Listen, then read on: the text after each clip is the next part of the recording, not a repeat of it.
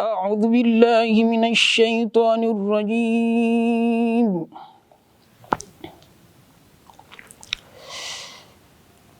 بسم الله الرحمن الرحيم.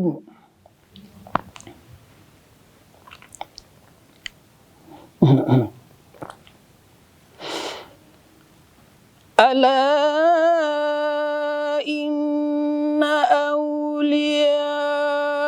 الله لا خوف عليهم ولا هم يحزنون.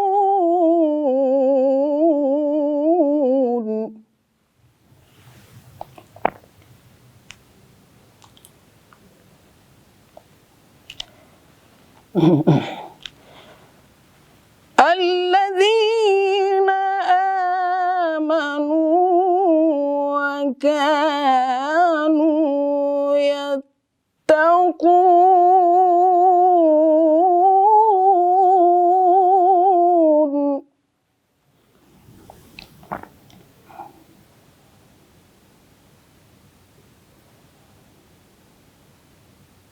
لهم البشرى في الحياة الدنيا وفي الآخرة.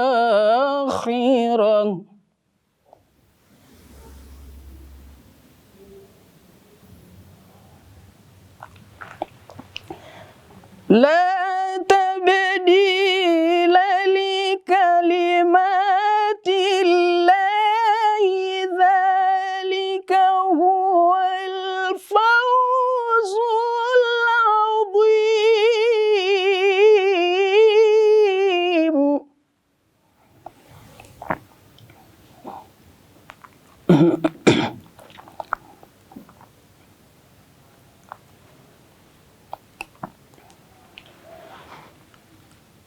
ألا إن أولياء الله لا خوف عليهم ولا هم يحزنون.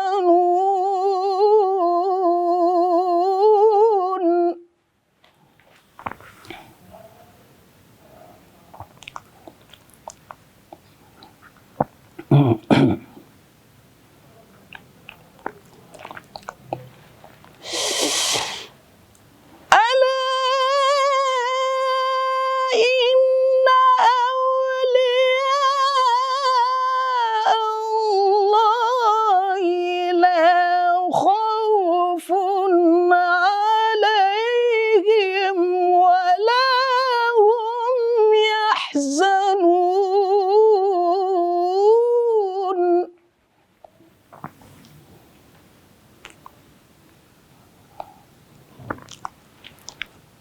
الذين آمنوا وكانوا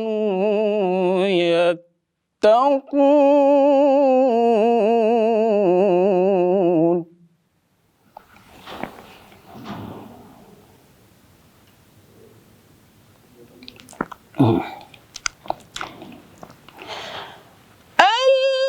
الذين آمنوا وكانوا يتقون لهم البشرى في الحياة الدنيا وفي الآخرة.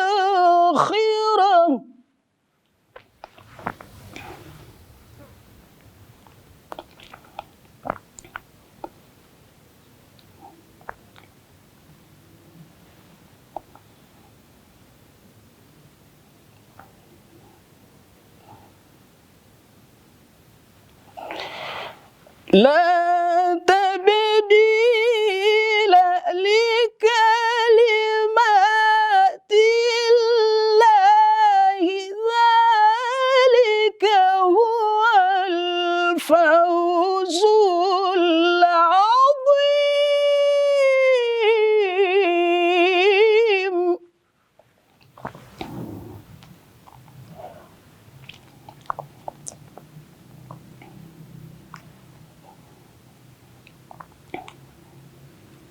الله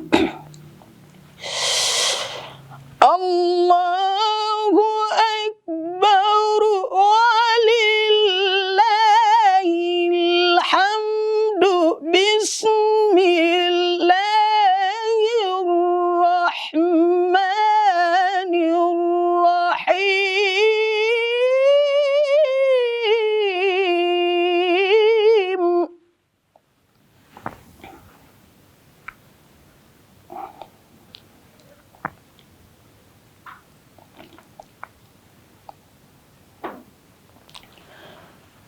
الله أكبر ولله الحمد بسم الله الرحمن الرحيم.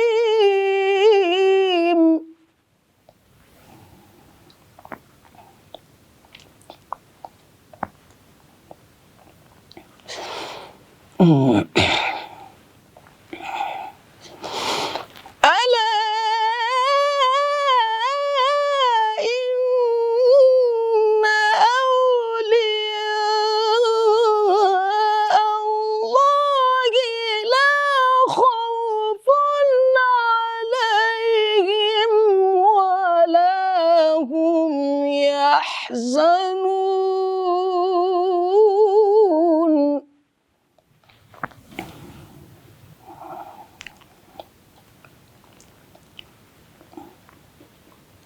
الذين آمنوا وكانوا يتقون.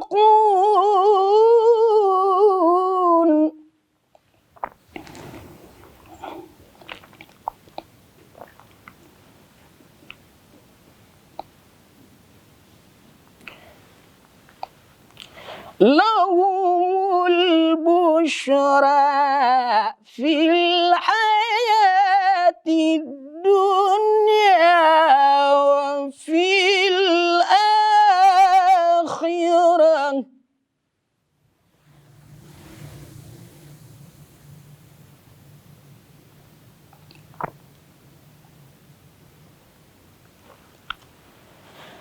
لا تبديل لكلمات الله ذلك هو الفوز العظيم.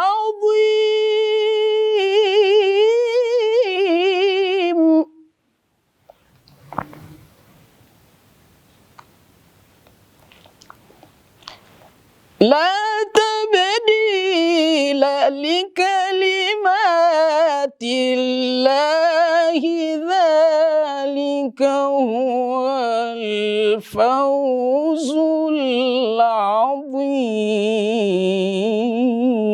العظيم. صدق الله العلي العظيم. اللهم صل وسلم وزد وبارك على رسول الله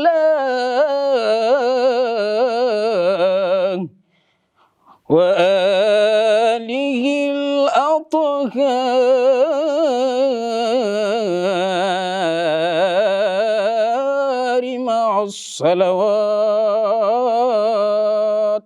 اللهم صل على محمد وآل محمد وعجل فرجهم. أعوذ بالله من الشيطان الرجيم. بسم الله الرحمن الرحيم. الحمد لله رب العالمين والصلاة والسلام على محمد وآله الطاهرين. قال الأمير من وقر عالما فقد وقر ربه. امام علی علیہ السلام فرماتے ہیں کہ جس شخص نے ایک عالم کو احترام کیا اور اس کو اکرام کیا ایسے ہی ہے کہ جیسے اس نے اپنے پروردگار کا اکرام اور احترام کیا ہے۔ اسی سلسلے میں ہم نے علامہ مرحوم رئیس المبلغین سید سعید اختر رضوی کے برسی کے سلسلے میں کافی سارے پروگرامز کا آرگنائز کیا ہے، اور میں شکر گزار ہوں آیت اللہ حمید الحسن صاحب کا کہ انہوں نے اردو مجلس کو خطاب کر کے اس برجستہ شخصیت کا معرفی کیا۔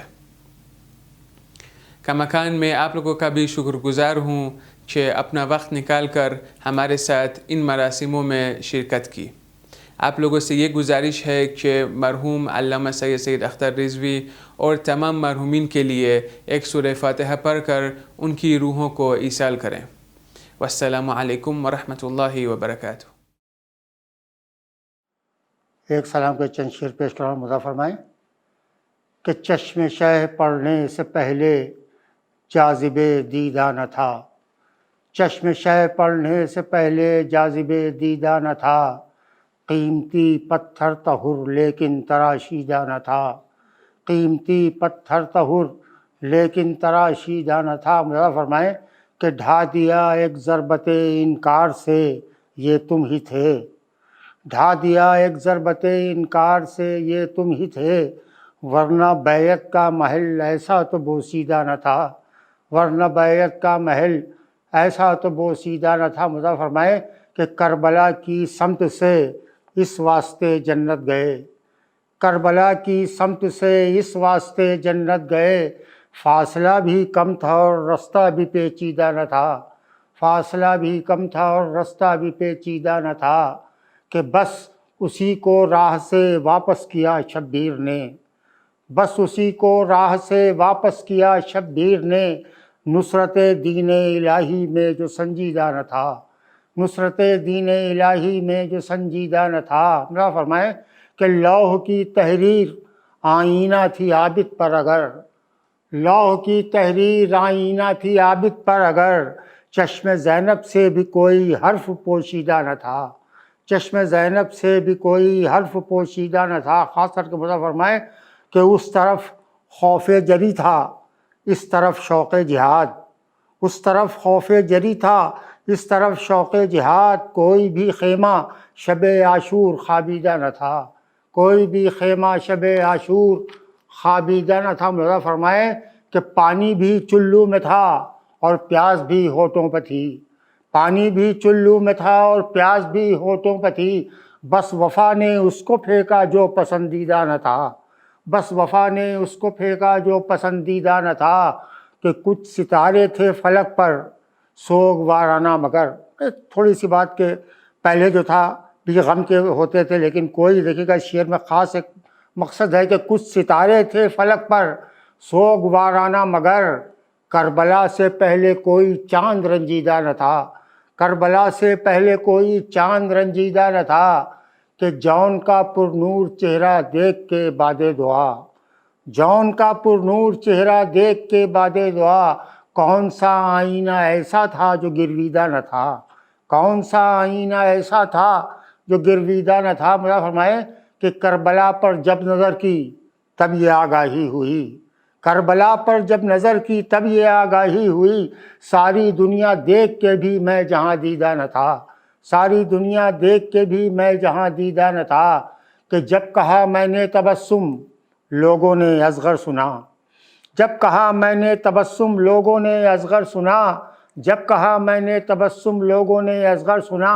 نام سے یہ استعارہ پہلے چسپیدہ نہ تھا، نام سے یہ استعارہ پہلے چسپیدہ نہ تھا، کہ بے ردائی تھی اسیری تھی تماشائی بھی تھے، بے ردائی تھی اسیری تھی تماشائی بھی تھے، پھر بھی اس خطبے کا کوئی حرف شوریدہ نہ تھا، پھر بھی اس خطبے کا کوئی حرف شوریدہ نہ تھا، کہ اس زمیں سے روز اگتے ہیں مہ و مہر و نجوم، اس زمیں سے روز اگتے ہیں مہ و مہر و نجوم، ایک دن تھا جب وہاں سبزہ بھی روئیدہ نہ تھا، ایک دن تھا جب وہاں سبزہ بھی روئیدہ نہ تھا۔ اور مقطع میں فرمائے کہ قد بڑھایا ہے سفر کا ہر قدم سجاد نے، قد بڑھایا ہے سفر کا ہر قدم سجاد نے، ورنہ سرور یہ شجر اتنا تو بالیدہ نہ تھا، ورنہ سرور یہ شجر اتنا تو بالیدہ نہ تھا۔ ایک سلام کے کچھ اور اشعار پیش کر رہا ہوں، مدعا فرمائیں، مطلع خاص کر کے مدعا فرمائیں کہ بے زبان نے جب تبسم حرف مرسل کر دیا، بے زبان نے جب تبسم حرف مرسل کر دیا، بو لہب کی طرح دستے ہرملا شل کر دیا، بو لہب کی طرح دستے ہرملا شل کر دیا کہ حشر تک باطل زباں اب صرف کر سکتی نہیں، حشر تک باطل زباں اب صرف کر سکتی نہیں، ایک نہیں نے جملہ بیعت کو محمل کر دیا، ایک نہیں نے جملہ بیعت کو محمل کر دیا۔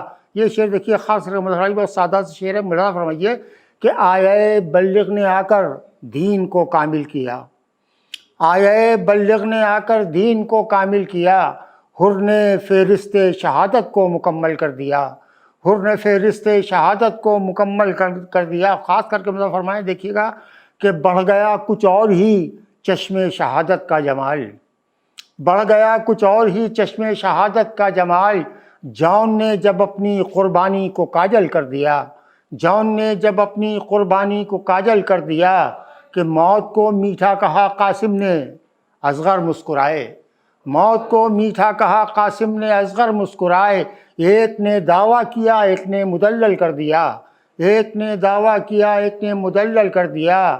دیکھیے گا یہ بھی شعر کہ ایک نابینا کو بھی حیدر نظر آنے لگے، ایک نابینا کو بھی حیدر نظر آنے لگے، اس طرح زینب نے لہجے کو مشکل کر دیا، اس طرح زینب نے لہجے کو مشکل کر دیا۔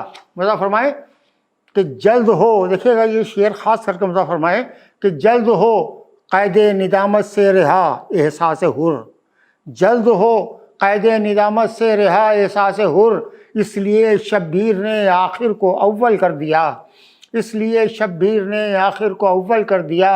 اور یہ دیکھیے جو ہمارے یہاں ہوتا ہے کہ محرم میں ہمارا برتاؤ کیا ہوتا ہے، اس کے بعد کیا ہوتا ہے، ملا فرمائے کہ آمد تہذیب غم اے رخصت تہذیب غم، آمد تہذیب غم اے رخصت تہذیب غم، جنگلوں کو شہر پھر شہروں کو جنگل کر دیا، جنگلوں کو شہر پھر شہروں کو جنگل کر دیا کہ خوف سے ہیں زرد رخسار سپاہ القمہ، خوف سے ہیں زرد رخسار سپاہ القمہ، آمد عباس نے چہرے کو پیتل کر دیا، آمد عباس نے چہرے کو پیتل کر دیا۔ خاص کر کے آخری دو شعر مطلب فرمائے کہ نور کے خطبے نے ظلمت کی زبانیں کاٹ دیں، نور کے خطبے نے ظلمت کی زبانیں کاٹ دیں، شام کے دربار کو سورج نے مقتل کر دیا، شام کے دربار کو سورج نے مقتل کر دیا۔ آخری شعر میں فرمائے ہاتھ میں پرچم لیے جب آگ پر رکھا قدم، ہاتھ میں پرچم لیے جب آگ پر رکھا قدم، تو علم کے سائے نے شعلوں کو مخمل کر دیا، تو علم کے سائے نے شعلوں کو مخمل کر دیا۔ آپ تمام حضرات سے درخواست ہے کہ مرحوم آیت اللہ المرحوم جناب سید سعید اختر صاحب علی اللہ مقامہ اور دیگر مرحومین مومنین و مومنات کے لیے سورہ فاتحہ کی تلاوت کریں۔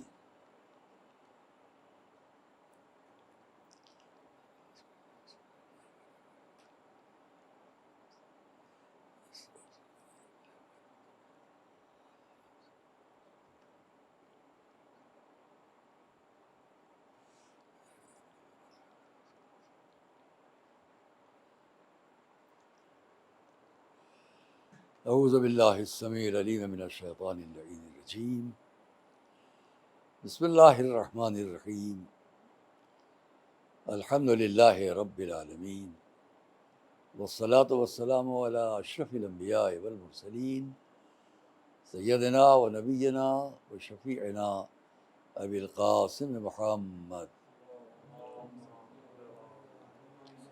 وَأَهْلِ بَيْتِهِ الطَّيِّبِينَ الطَّاهِرِينَ الْمَعْصُومِينَ الْمَظْلُومِينَ الَّذِينَ أَذْهَبَ اللَّهُ عَنْهُمُ الرِّجْسَ وَطَهَّرَهُمْ تَطْهِيرًا وَرَحْمَةُ اللَّهِ عَلَىٰ أَعْدَائِهِمْ وَقَتْلَتِهِمْ وَغَاصِبِي حُقُوقِهِمْ أَجْمَعِينَ مِنَ الْأَوَّلِينَ وَالْآخِرِينَ أما بعد فقد قال الله سبحانه في كتابه المبين وقوله الحق، بسم الله الرحمن الرحيم، ادع إلى سبيل ربك بالحكمة والموعظة الحسنة وجادلهم بالتي هي أحسن إن ربك هو أعلم بمن ضل عن سبيله وهو أعلم بالمهتدين۔ صلوات محمد وآل محمد۔ ہمارے آپ کے درمیان اس وقت جو گفتگو ہے وہ سورہ النحل کی 125ویں آیت ہے. اسی سے بالکل متعلق اس کے بعد 126ویں آیت ہے، اس کو بھی کچھ کہوں گا، اور پھر 2 آیات کے بعد یہ سورہ ختم ہو جاتا ہے. مکمل 128 آیات سورہ النحل میں ہے. اور ہم نے اس آیت کو بھی سرنامہ کلام اس مصلحت سے قرار دیا ہے کہ ہمارے لیے جو اس وقت سب سے اہم موضوع ہے آج ساری دنیا کا، اسلام اور اسلام کو پہنچانے کا معاملہ، اسلامی احکام کو کیسے پہنچایا جائے. صدیوں سے یہی ہے، ہزاروں سال مذہب کو گزر گئے بات کہتے کہتے، اور قرآن کریم کو 1553 سال ہو گئے اس کے نزول کو.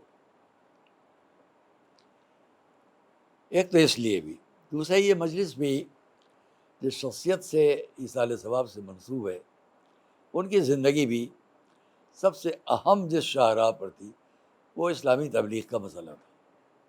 اس کو میں بھی کہوں گا. تو اس لیے آئیے ہم اور آپ دیکھیں. پہلے ہی میں اتنا کہہ دوں کہ جب ہم اور آپ کوئی اسلامی معاملات کی تبلیغ کرتے ہیں، تبلیغ کیا ہے؟ پہنچانا. اسلامی احکام کو، اسلامی شریعت کو، قرآنی معاملات کو، قرآنی احکام کو پہنچانا، اس راستے سے پہنچانا جو مسلمانوں میں جس کے لیے جیسا پسندیدہ ہو.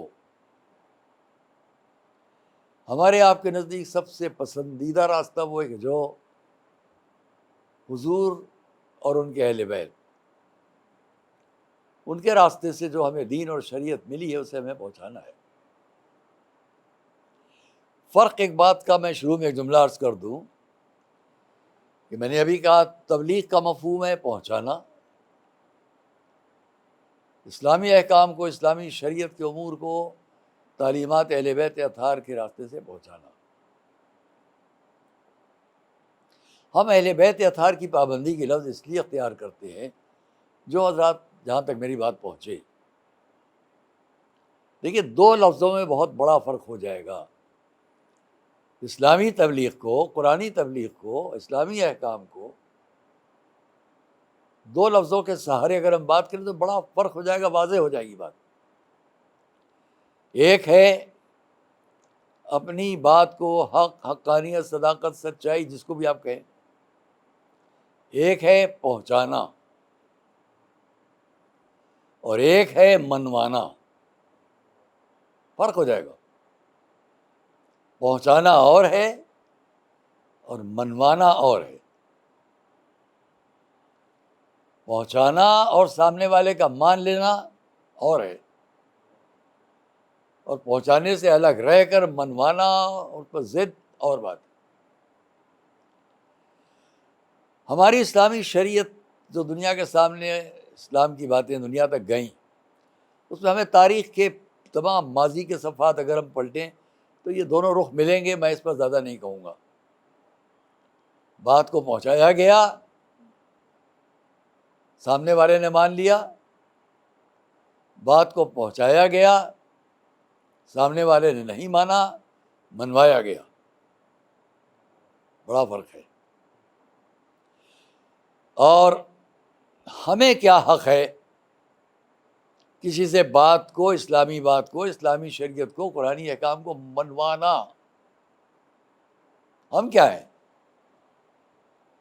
ہماری کیا حیثیت ہے؟ میں نے سورہ النحل کی جس آیت سے ابتدا کی ہے وہاں کیا کہا جا رہا ہے؟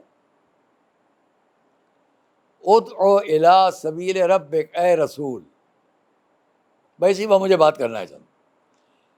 رسول سے خطاب ہو رہا ہے، اے رسول، اللہ کے راستے کی طرف آپ لوگوں کو دعوت دیں. سبیل رب کیا ہے؟ تفاسیر میں ملے گا آپ کو دین الہی، اللہ کا دین. اللہ کے دین کی طرف آپ لوگوں کو بلائیں. اب کیا کہا گیا؟ بالحکمہ، حکمت کے ساتھ. ابھی میں کہوں گا حکمت کیا ہے. والموعظۃ الحسنہ، اچھی نصیحت.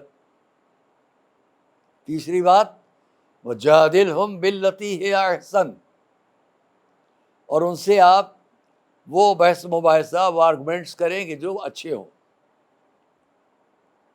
اب کیا کہا گیا؟ آپ ان تین راستوں سے لوگوں کو بلائیں، یعنی اسلام کو پہنچائیں، شریعت کو پہنچائیں ان تین راستوں سے. حکمت ابھی کہوں گا کیا ہے، موعظہ حسنہ اچھی گفتگو، اچھی نصیحت، اچھا باز. جدال احسن اچھا بحث و مباحثہ. رسول سے کہا گیا، اس نے کہا اللہ کے دین کی طرف ان تین راستوں سے بلائیے. بس یقیناً آپ کا رب جاننے والا ہے، ان ربک ہوا اعلم، وہ بہت زیادہ جاننے والا ہے بالمہتدین، جو ہدایت یافتہ ہے. ان ربک ہوا اعلم بمن ضل عن سبیلہ، جو راستے سے گمراہ ہے ان کو بھی جانتا ہے. وہ اعلم بالمہتدین، اور ان سب کو بھی جانتا ہے جو ہدایت یافتہ ہے، وہ جانتا ہے. آپ کا کام پہنچانا ہے، آپ کی بات ان تک اسلام کو پہنچا دینا ہے. پہنچانا آپ کا کام ہے. یہ مانے یا نہ مانے اس کی بات ہمارے ذمہ ہے. وہ عالم، وہ بہت جاننے والا ہے. تو عزیزان گرامی، جب رسول کو اس کا طریقہ ہمارے سامنے جو پیش کیا گیا وہ یہ حکمت، موعظہ حسنہ، جدال احسن. جدال سے مراد تلوار نہیں ہے. شروع میں ایک بات کہہ لوں، میں اکثر کہا کرتا ہوں ان باتوں کو، اور بعض لوگوں کو بعض بات اس پر، پھر سے کہہ لوں. تین لفظیں ایسی جو تے سے شروع ہوتی ہیں ہماری اردو میں، اور یہ تینوں تے بہت خطرناک ہیں.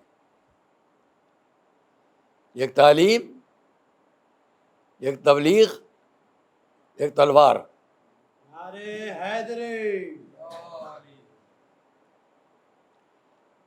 یہ بہت خطرناک ہیں. بچوں کے ہاتھ میں چلی جائیں، تم تعلیم دو، تم تبلیغ کرو. نافہم، کم فہم لوگوں کے ہاتھ میں چلی جائیں، تم تعلیم دو. کوئی بھی انسان کم عقل استاد کے حوالے اپنے بچے کو نہیں کرتا، اور کوئی بھی سمجھدار کسی بچے کے ہاتھ میں تلوار نہیں دے گا. کیا کر لے گا؟ ویسے ہی تعلیم، تبلیغ اور تلوار نہیں دی جائیں گی سمجھدار کے ہاتھ پہ.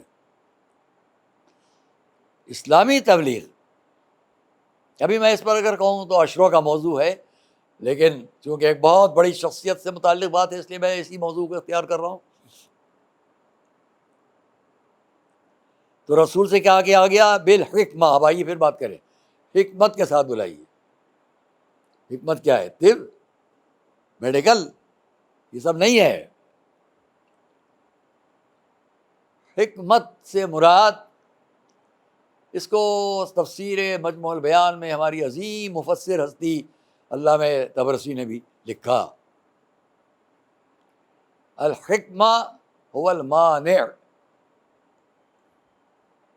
الحکمہ المانع، المانع بس وہ روکنے والی.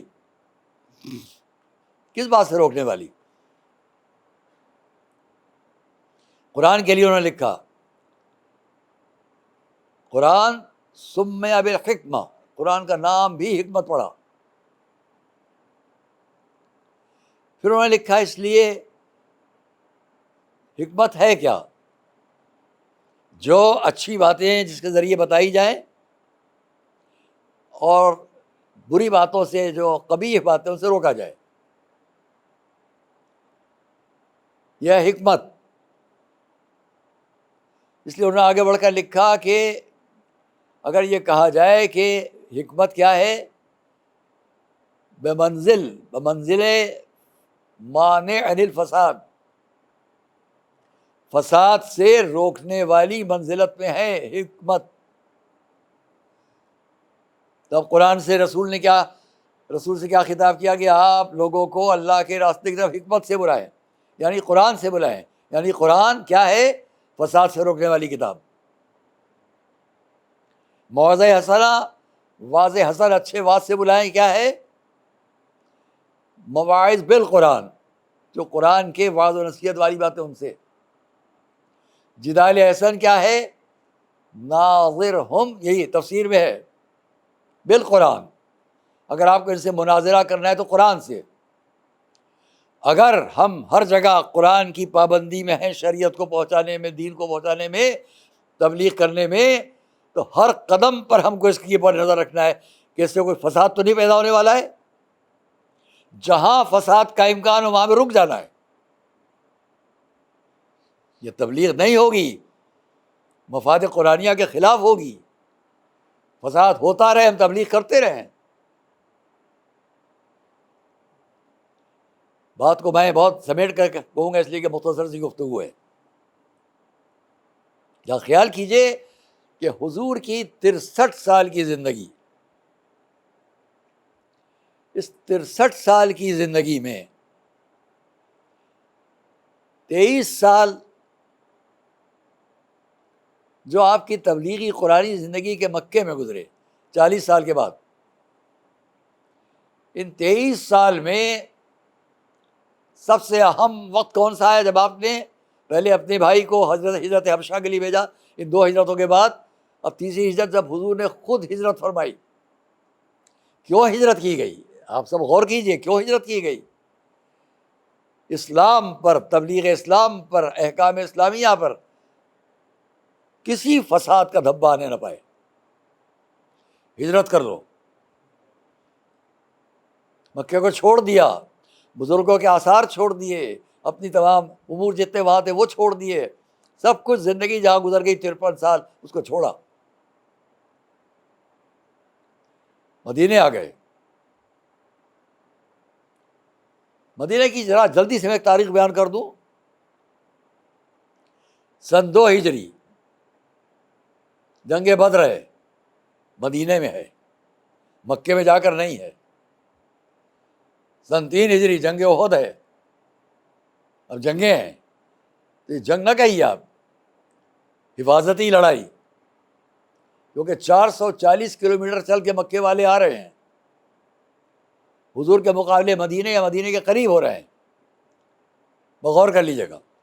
2 ہجری بدر، 3 ہجری احد، 4 ہجری کچھ غزوے وغیرہ، 5 ہجری جنگ حدیبیہ، جنگ احزاب جس کو ہم جنگ خندق کہتے ہیں، 6 ہجری حدیبیہ، صلح حدیبیہ، 7 ہجری جنگ خیبر، 8 ہجری فتح مکہ جس کو کہا جاتا ہے. اب حضور کی زندگی کے 2 سال رہ گئے ہیں. 9 ہجری اور 10 ہجری، 11 کی ابتدا میں آپ کا وصال ہے، ابھی وفات ہے. 8 ہجری تک 21 سال ہوئے مکے کی تبلیغ کو سامنے آتے ہوئے. اس 21 سال میں اسلام کو پھیلانے کے لیے ایک دفعہ تلوار چلانا بتاؤ.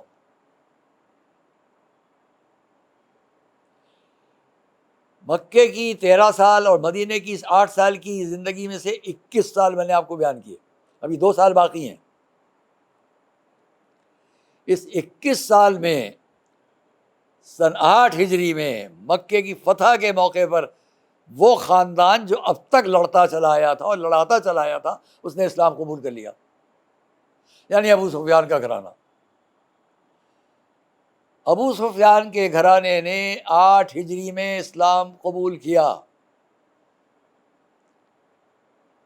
ساری دنیا کے سامنے میں تان و طنز کے لیے نہیں کہا کرتا ہوں، مگر انصاف، جسٹیفیکیشن، عدالت کے لیے ایک بات کہوں گا. حضور کی اعلان نبوت کے بعد سے 23 سال کی زندگی میں، 13 سال مکے کے، 8 سال مدینے میں، 21 سال کی زندگی میں جتنے لوگ ساتھ آئے ہوں، ہم اس تبلیغ پر بھروسہ کریں یا 8 ہجری کے بعد سے جو 2 سال بس رسول کے ساتھ رہے، ان کی تبلیغ پر بھروسہ کریں.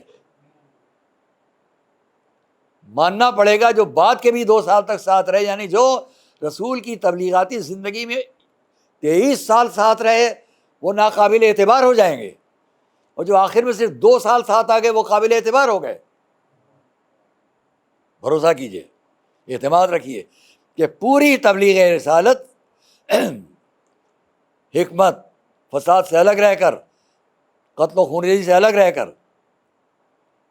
ساری تبلیغ اسلام ہے. اور اس کے بعد میں ایک واقعہ چھوٹا سا بیان کروں گا.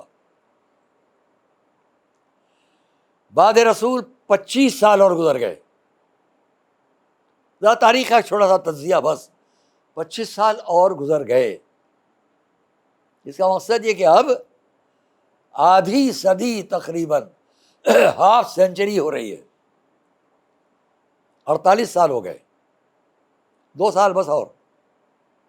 اب وہ وقت ہے کہ خود مولا علی کوفے میں ہے، مدینہ بھی نہیں ہے، مکہ بھی نہیں ہے، کوفے میں ہے.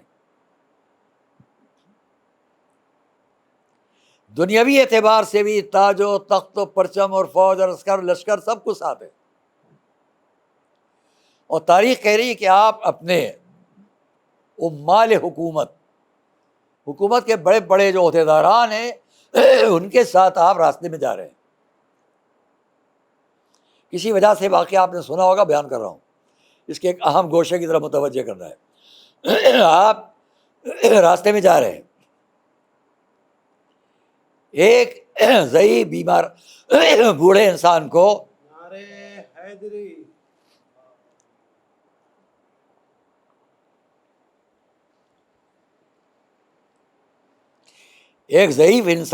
راستے میں پڑے ہوئے دیکھا. تو مولا نے پوچھا ما ھذا، یہ کیا ہے؟ تعجب سے پوچھا، عمال حکومت ساتھ ہے، ما ھذا، یہ کیا ہے؟ راستے میں ایک بیمار انسان لیٹا ہوا ہے. جبکہ مولا کا قول کیا ہے کہ اس دور حکومت میں کوئی ایسا نہیں ملے گا جس کے سر پر چھت نہ ہو، جس کے جسم پر لباس نہ ہو، اور جس کے کھانے کے لیے سامان نہ ہو، اور وہ اس طرح راستے میں پڑا ہو. لوگوں نے کہا یا مولا یہ ایک عیسائی ہے اور اب بوڑھا ہو گیا ہے، بیمار ہے، راستے میں پڑا ہوا ہے.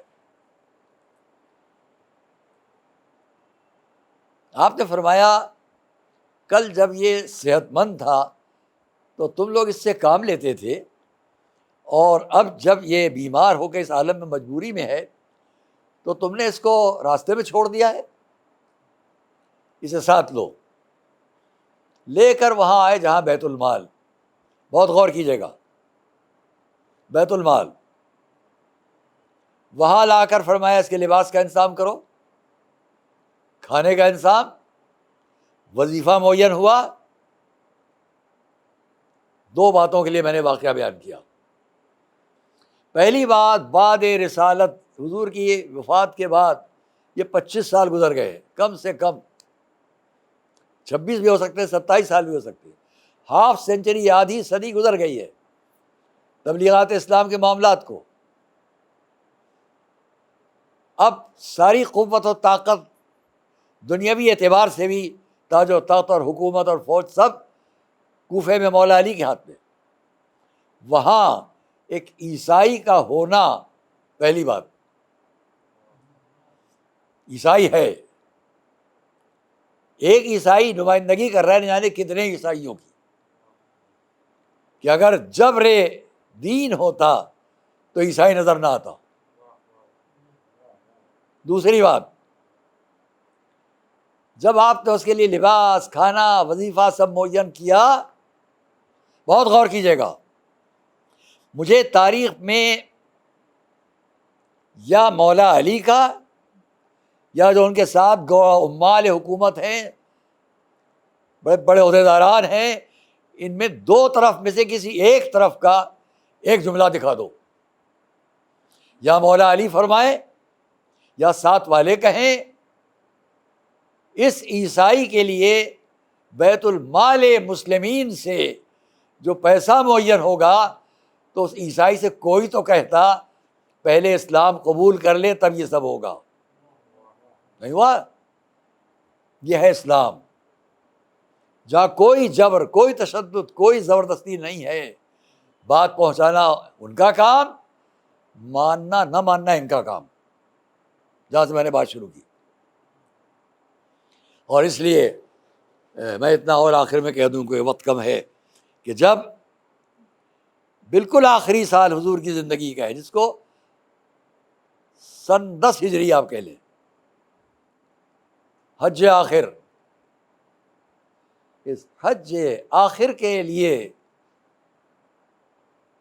میں ایک موقع پر کہیں کتاب دیکھ رہا تھا، الغدیر.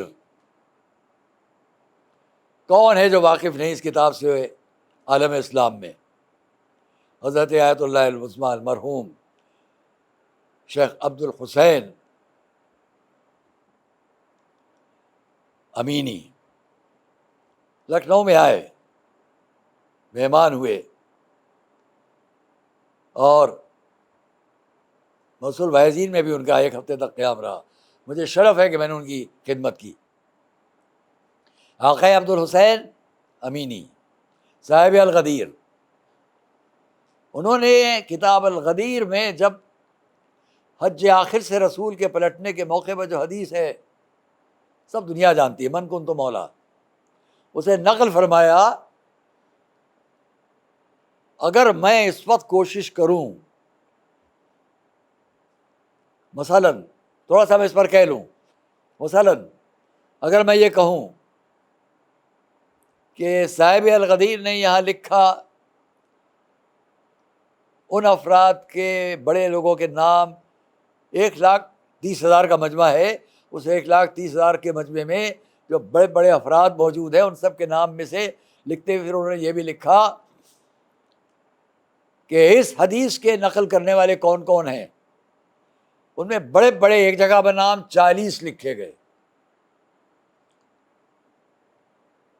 اگر مجھ سے ان 40 کے نام پوچھے جائیں تو میں پریشان ہو جاؤں گا.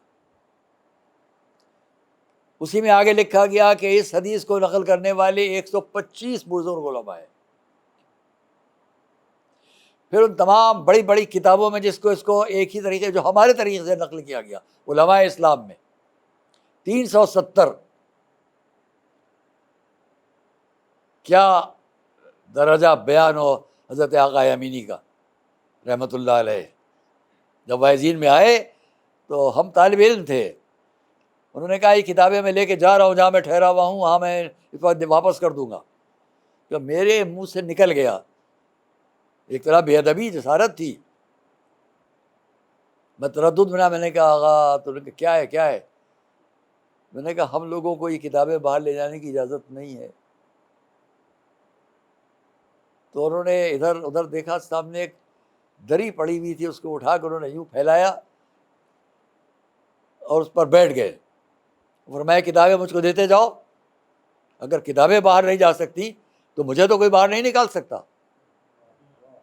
میں یہیں رہوں گا. زمین پر، کھری زمین پر. انہوں نے کہا بھائی میرے لیے ایک پانی کا انتظام رکھ دو بس. تو کچھ پانی کا انتظام ان کے لیے کر دیا گیا، اور وہ 1 ہفتہ رات دن وہیں رہے مسلم بھائی جی کے کتب خانے میں. ہم لوگ جاتے تھے، ان کا حوال پوچھے. رات کا وقت، مچھر، دنیا بھر کی اور پریشانیاں، نہ آرام نہ آسائش. کتابیں اس طرح ہوتی ہیں یار، محنت اس طرح ہوتی ہے. تو انہوں نے جن لوگوں کے نام لکھے کہ یہاں روایت، اس نے روایت کی، انہوں نے کی، وہ میں تفصیل بیان کروں تو ایک الگ پورا موضوع ہو جائے گا. کیا یہ عظمت کافی نہیں کہ میں 40 کے نام نہیں گنوا سکتا؟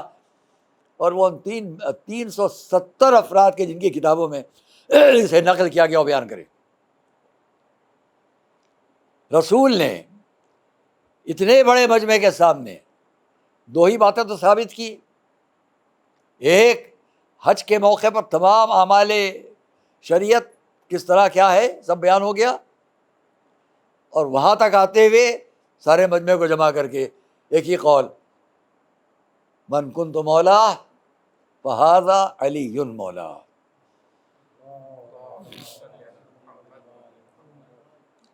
کس طرح ثابت کیا گیا؟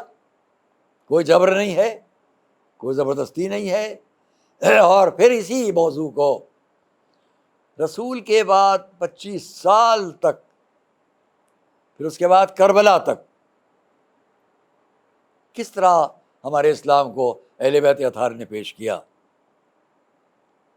یہاں میں بالکل قریب میں یہاں سے، کیونکہ لاک ڈاؤن میں یہ مجلس ہو رہی ہے اور اتنی بڑی شخصیت کے لیے ریکارڈنگ کے ساتھ ہے، مجمع بھی نہ ہونا چاہیے، ڈسٹینس کے ساتھ بیٹھے ہیں۔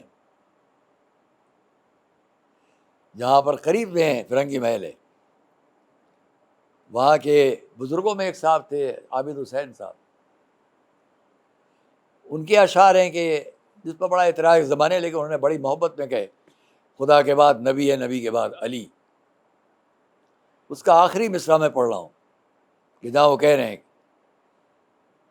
کھلا یہ ہم پا حدیث غدیر سے عابد، کھلا یہ ہم پا حدیث غدیر سے عابد، خدا کے بعد نبی ہے، نبی کے بعد علی۔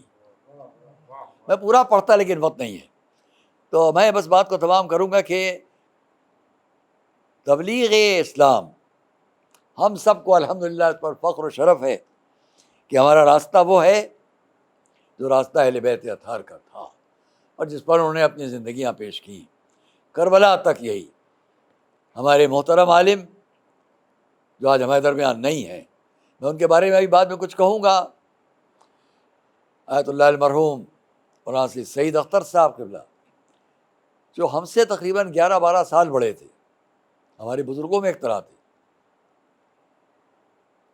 انہوں نے مشرقی افریقہ میں سن 59 میں، غالباً 59 میں وہ گئے۔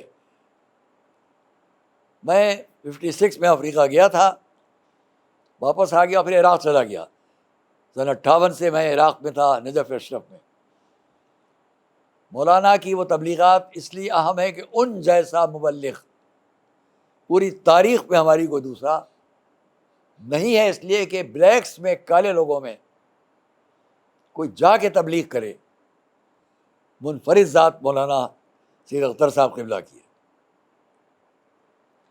اور یہ الگ بات ہے کہ حبشہ میں حضرت جعفر تشریف لے گئے، 14 سال کے بعد جنگ خیبر میں پلٹے۔ میں اس کو فقرے کو کہا کرتا ہوں، جنگ خیبر فتح ہوئی، مولا علی قلعہ خیبر کو فتح کر کے آ رہے ہیں، حضور کو خبر ملی کہ جعفر آ گئے ہیں، آپ کے بھائی۔ حضرت جعفر ابن ابی طالب کو آتے ہوئے دیکھا، کتنا اہم ہے حضور کا حضرت جعفر کے استقبال کو، جس بھائی کو 14 سال کے بعد دیکھ رہے ہیں، ان کے استقبال کے لیے بڑھنا، کہ گویا راوی اور روایت کرنے والے حضور کے ایک ایک قدم کو دیکھتے تھے، ایک قدم، 2 قدم، 3 قدم، 12 قدم حضور بڑھے استقبال کو، تو مورخ نے لکھ دیا، نہ 13 لکھے نہ 11 لکھا، 12 قدم حضور حضرت جعفر کے استقبال کو بڑھے، گلے لگایا اور یہ فرمایا، میں کس بات پر زیادہ خوشی محسوس کروں؟ بے قدوم جعفر، آیا جعفر کے آنے پر، ام بفتح خیبر، یا خیبر کی فتح پر؟ میں کہوں گا حضور کا یہ جملہ تاریخی اس لیے بہت زیادہ سامنے رکھنے والا ہے کہ حضور نے دونوں کو اس لیے بیان کر دیا کہ ایک بھائی حبشہ میں عیسویت کو فتح کر کے آ رہا ہے، اور دوسرا بھائی قلعہ خیبر سے یہودیت کو شکست دے کر واپس آ رہا ہے۔ آپ کے سامنے بات کو ختم کروں، مگر دونوں جگہ تلوار اسلام کو پھیلانے کے لیے نہیں تھی، ورنہ بعد میں یہودی ساتھ نظر آتے۔ اور حبشہ کا تو سوال ہی نہیں ہے کہ جہاں خود علامہ بڑے مورخ ہے اور راوی ہیں ابن الوردی، انہوں نے لکھا نجاشی کے لیے کہ اسلم علی، انہی کے جملے ہیں، اسلم علی ید ابی جعفر، اس نے اسلام قبول کیا ہاتھ پر حضرت جعفر کے، حضرت جعفر ابن ابی طالب، اسلم علی ید جعفر ابن ابی طالب، اس نے اسلام قبول کیا حضرت جعفر کے ہاتھ پر۔ میں یہ کہوں گا عزیزان گرامی کہ حضرت جعفر آئے، رسول گلے لگے، مورخ نے لکھا کہ آنکھوں میں آنسو تھے، مدتوں کے بعد اپنے بھائی کو دیکھا تو خوشی کے آنسو، اور بہت ممکن ہے یہ بھی یاد آیا ہو کہ یہ وہ بیٹا ہے جس نے ہجرت کی وجہ سے اپنے بابا کو پھر نہیں دیکھا۔ حضرت جعفر کی ہجرت کے 3 سال کے بعد، 4 سال کے بعد، 3 سال باقی رہ گئے تھے ہجرت رسول کو، جب حضرت ابو طالب کا انتقال ہوا۔ بھائی نے بھائی کو دیکھا تو آنکھوں میں آنسو ہیں۔ میں ربط کے لیے صرف اتنا ہی یہاں پر کہہ دوں کہ بھائی کی بھائی سے محبت بڑی ہوتی ہے، قوت بازو ہوتا ہے، اور یہی وجہ ہے کہ جب مولا کو رخصت کیا تھا ایک اور جنگ کے موقع پر، ایک اور غزوے کے موقع پر حضور نے، تو رخصت کرتے وقت بھی آپ کی آنکھوں میں آنسو تھے، جب علی فتح کر کے آئے تو پھر رسول کی آنکھوں میں آنسو تھے۔ کیا میں یاد دلاؤں 2 اور بھائیوں کی بات؟ وہ کون 2 بھائی؟ سب سمجھ گئے آپ لوگ۔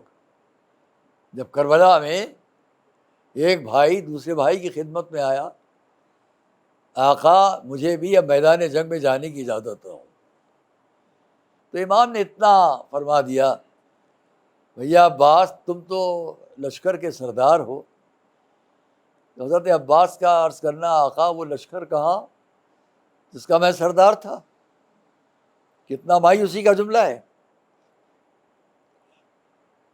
اس کے باوجود انتظام اس کا رہا کہ جنگ نہ کہلائے ہماری طرف سے، سپہ سالار لشکر، سردار لشکر، اب اور کوئی نہیں ہے۔ لیکن مولا نے کیا فرمایا، اچھا عباس اگر جا ہی رہے ہو تو خیموں میں بچے پیاسے ہیں، گویا یہ بھی جنگ نہ کہلائے، پانی کا انتظام کہلائے۔ حضرت عباس آئے، ساری دنیا جانتی ہے، خیموں میں آ کے آواز دی اپنی بھتیجی سکینہ کو، سوکھا ہوا مشکیزہ، چھوٹا سا مشکیزہ لیا، میدان میں گئے، مشکیزے کو پانی میں تر کیا اتنی دیر کہ پانی بھرنے کے لائق بن جائے، سوکھا ہوا مشکیزہ۔ اچھا پانی بھر لیا تو اب پوری فکر یہ ہے کہ پانی بچوں میں پہنچ جائے، لے کر چلے۔ میں اس منظر کو کیا بیان کروں، چند لفظوں میں بات تمام کروں کہ لے کر چلے پانی۔ عالم یہ ہے کہ پورے لشکر کا اب زور اس پر ہے کہ پانی خیمے میں نہ پہنچے۔ آخر وہ منظر سامنے آیا کہ ایک بازو پر وار ہوا، لیکن کوئی فکر میرے اور آپ کے آقا عباس نے نہیں کی سوائے اس کے کہ پانی پہنچا دوں۔ کیونکہ چلتے وقت آقا نے کیا کہا ہے، کیا فرمایا ہے، عباس خیموں میں بچے پیاسے ہیں۔ یہ جملہ بار بار میں کہوں گا، ذہن میں رکھیے گا، عباس خیموں میں بچے پیاسے ہیں۔ دوسرے بازو پر وار ہوا، یہ خیموں تک مشکیزہ پہنچ جائے، یہاں تک کہ جب مشکیزے پر بھی تیر لگ گیا تو مجھے کہنا اتنا ہے، آپ روایت میں دیکھیں گے، بازو پر وار ہوا، ہاتھ کٹا، کوئی جملہ آقا عباس کی زبان پر میں تاریخ میں نہیں دیکھتا۔ دوسرا بازو کٹا، میں کوئی تاریخ میں جملہ آپ کی زبان پر نہیں دیکھتا۔ لیکن جب پانی بہہ گیا تب مورخ نے لکھا، ہمارے آپ کے آقا ابو الفضل عباس نے اپنا سر آسمان کی طرف بلند کیا، اور اب آپ کی زبان پر وہ جملہ آیا جو گویا ایک طرح جواب ہے اپنے آقا کی بات کا، اللہم ان اطفال الحسین عطشان، اے میرے اللہ خیموں میں میرے آقا حسین کے بچے پیاسے رہ گئے۔ غم بازو کٹنے کا نہیں ہے، پانی خیمے میں نہیں پہنچ پایا۔ اور پھر وہ وقت آ گیا کہ جب آپ کے پاس آئے امام، آ کے سر کو زانو پر رکھا اور لاشے کو حضرت عباس کو اٹھانا چاہا، اس آخر وقت میرے اور آپ کے آقا ابو الفضل عباس کے جملے، جس کو علامہ دربندی نے، صاحب اسرار الشہادہ نے اس التزام کے ساتھ لکھا ہے کہ جو اسے بیان کرے وہ ان کا نام لے، انہوں نے لکھا کہ جب امام نے عباس کو اٹھانا چاہا تو عرض کرتے ہیں آقا میری لاش خیمے میں نہ لے جائیے گا، مجھے سکینہ سے شرم آتی ہے، پانی کا وعدہ کیا تھا پانی نہ پہنچا سکے، حسین آ گئے خیموں تک، بچے دوڑ کر باہر آ گئے، دیکھا خالی علم ہے، عباس نہیں ہے، واہ عباسا واہ عباسا کما تمشی یعلم الذین ظلموا ای منقلب ینقلبون لا لعنۃ اللہ علی القوم الظالمین۔ ہمارے رب حق محمد وآل محمد جہاں تک یہ آواز پہنچے تمام مومنین مومنات سب کو اپنی حفظ و امان میں رکھ، جو اس وقت وبا چلی ہوئی اس سے سب کو محفوظ رکھ بحق محمد وآل محمد۔ تمام دنیا انسانیت اس وقت اس بات سے پریشان ہے، جتنے شریف شرفا جہاں جہاں پریشان سب کو اس سے نجات عطا فرما۔ ہمارے بحق محمد وآل محمد جو عازم علماء ہیں ہمارا سایہ، ان کا سایہ ہمارے سروں پر باقی رہے، جو عازم علماء ہیں ہمارے تمام کربلا معلیٰ میں، نجف میں، قم مقدس میں، ان سب کا سایہ ہمارے سروں میں برقرار رہے بحق محمد وآل محمد۔ جو مریض ہیں ان کے امراض سے انہیں شفا عطا فرما، جو کسی فکر و تردد میں مبتلا ہے ان سے ان کو نجات عطا فرما، زندگی کی آخری سانس تک ہم سب کو راہ محبت اہل بیت پر ثابت قدم رہے، ظہور حضرت حجت میں تاجیل فرما۔ وہ تمام افراد جو خانوادہ حضرت آغا سعید اختر صاحب مرحوم سے متعلق وابستہ ہیں اور دین کے خدمات انجام دے رہے ہیں، ان سب کو اپنی حفظ و امان میں رکھ، ان کے توفیقات میں اضافہ فرما بحق محمد وآل محمد۔ آپ تمام حضرات سے پھر درخواست ہے کہ ایک بار پھر مرحوم جناب سعید اختر صاحب علیہ اللہ مقامہ کے لیے اصالہ ثواب